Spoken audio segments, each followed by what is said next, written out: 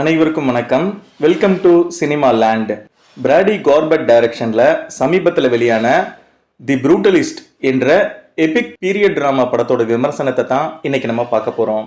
First இந்த படத்தோட one line story என்னன்னு பார்த்துடலாம். ஹங்கேரி நாட்டை சேர்ந்த ஒரு ஆர்கிடெக்ட் தான் இந்த படத்தோட ஹீரோ. போர் நடந்து கொண்டிருந்த சமயத்துல நாசிக்களோட ஹாலோகாஸ்ட்ல இருந்து தப்பிச்சு அமெரிக்காவுக்கு வந்து செட்டில் ஆகிற நம்ம ஹீரோ இதுக்கப்புறம் அவரோட வாழ்க்கைய எப்படி கட்டமைக்கிறார் என்பதுதான் இந்த படத்துடைய மொத்த கதை. இனி இந்த படத்துடைய டீடைல் ரிவ்யூக்கு போகலாம். இதுவரை என்னோட சேனலை சப்ஸ்கிரைப் பண்ணலைன்னா சப்ஸ்கிரைப் பண்ணுங்க, கூடவே ஆல் பட்டனையும் பிரஸ் பண்ணுங்க. ஹங்கேரி நாட்டை சேர்ந்த ஆர்கிடெக்டான லாஸ்லோ டாத் தான் இந்த படத்தோட ஹீரோ. 2ஆம் உலக போர் நடந்துகிட்டு இருந்த சமயத்துல நாசி படைகளோட வதை முகாம்ல மாட்டிக்கிட்ட இவரும் இவரது குடும்பத்தினரும் ஆளுக்கு ஒரு திசையா பிரிந்து போக இவர் மட்டும் தப்பிச்சு அமெரிக்கா வந்து சேர்கிறாரு.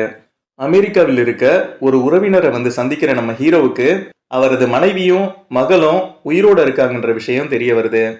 எல்லாவற்றையும் இழந்து வந்த நம்ம ஹீரோவுக்கு அமெரிக்காவில் தங்குறதுக்கு சரியான இடம் இல்லை. கிடைச்ச வேலைகளை செஞ்சு நாட்களை நகர்த்தி கொண்டு இருக்கும் போது பெரிய தொழிலதிபர் ஒருவரோட அறிமுகம் கிடைக்குது.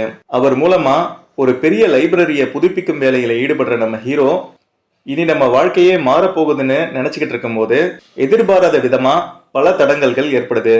போதாத குறைக்கு நம்ம ஹீரோ போதை பழக்கத்துக்கும் அடிமையாகிறாரு. அமெரிக்காவுக்கு வந்த புதுசுல எந்த நிலைமையில இருந்தாரோ திரும்பவும் அதே இடத்துக்கு வந்துட்டாரு. இது எல்லாவற்றிலும் இருந்து மீண்டு நம்ம ஹீரோவால திரும்பவும் நல்ல நிலைமைக்கு வர முடிஞ்சுதா இல்லையா என்பதுதான் இந்த படத்துடைய மீதி கதை. இனி இந்த படத்துல இருக்க இன்ட்ரெஸ்டிங்கான விஷயங்கள் என்னென்ன என்பதை பார்த்துடலாம். ஒரு மனுஷன் அவன் வாழ்க்கையில சந்திக்கிற டஃப் டைம்ஸையும் அவனுடைய கனவுகளை அடைவதில் இருக்கிற சிக்கல்களையும் கூடவே அமெரிக்காவோட வளர்ச்சியும் பற்றி இந்த படத்துல அழகா சொல்லியிருக்காங்க.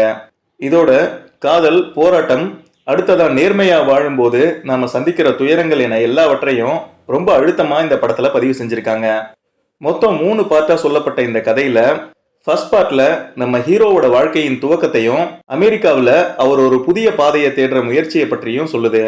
செகண்ட் பார்ட்ல நம்ம ஹீரோ சந்திக்கிற அதிர்ச்சி தரும் மாற்றங்கள் மற்றும் மனிதர்களோட கொடூரமான நிலைகளை பற்றியும் சொல்லியிருக்காங்க. த ப்ரூட்டலிஸ்ட் என்ற படத்தோட தலைப்புக்கு ஏத்த மாதிரி 3வது பார்ட்ல பல வெறித்தனமான முடிவுகளை எடுக்கிறாரு நம்ம ஹீரோ. அடுத்ததா இந்த படத்தோட பெரிய பிரச்சனையே படத்தோட லென்த் தான். முழுசா 3.5 மணி நேரம் படம் ஓடுது. படத்தோட கடைசி 30 நிமிஷங்கள் ரொம்ப ஸ்லோவா போனாலும் படத்தோட முழுமையான தாக்கத்தை அது உறுதிப்படுத்துற மாதிரி அமைஞ்சிருந்தது. டேனியல் பிளம்பர்கோட மியூசிக்கும் பேக்ரவுண்ட் செட்ஸும் கதையோட உணர்வுகளுக்கு உயிர் கொடுக்கிற மாதிரி இருந்துச்சு. த டெவில் ஆல் த டைம் படத்துக்கு ஒளிப்பதிவு செஞ்ச லோகி கிராவ்லி மிக அழகா ஒளிப்பதிவு செஞ்சிருக்காரு.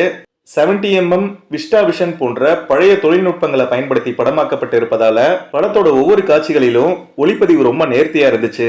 அடுத்து ஹீரோவா வருகிற ஆட்ரியன் பிராடியோட ஆக்டிங் சிறப்பா இருந்துச்சு. ஒரு கனவோடு வாழ்ந்து வர இவர் சமூகத்தால நசுக்கப்படும் ஒரு கலைஞரா நம்ம கண்களுக்கு தெரிகிறாரு.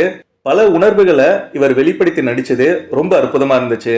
அடுத்ததா படத்தோட கிளைமேக்ஸ் நல்லா இருந்துச்சு. படம் முடியும் போது நாமளே ஜெயிச்ச மாதிரி கிடைக்கிற ஒரு ஃபீல் ரொம்ப நல்லா இருந்தது. இப்போதைக்கு இந்த படம் தமிழ் டப்பிங்ல இல்ல. நேர்த்தியான ஒளிப்பதிவு, படத்துல நடிச்சவங்களோட சிறந்த நடிப்பு மற்றும் ஒரு கனவை நினைவு சின்னமா மாற்றும் போராட்டம் என எல்லாமே சிறப்பா அமைஞ்சிருக்க இந்த படம் எனக்கு பிடிச்சிருக்கு. ஆனா எல்லோருக்கும் பிடிக்குமா என்பது சந்தேகம்தான். மீண்டும் ஒரு நல்ல படத்தோட உங்களை நான் சந்திக்கிறேன். இந்த வீடியோ உங்களுக்கு பிடிச்சிருந்தா லைக் பண்ணுங்க, மறக்காம என்னுடைய சேனலை சப்ஸ்கிரைப் பண்ணுங்க. நன்றி, வணக்கம்.